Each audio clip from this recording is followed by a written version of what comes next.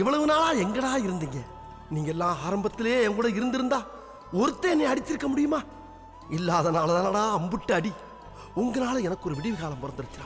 உன்னை விட வித்த தெரிஞ்சடா நானே. வித்தைய மூட்டை கட்டி குப்பையில போடுறான். அதிகமா பேசினா செருப்பால் அடிப்பேன்டா. செருப்பால் அடிப்பியா? எங்க உன் காலில் ஷூதரை போட்டுருக்க, எப்படி செருப்பால் அடிப்ப?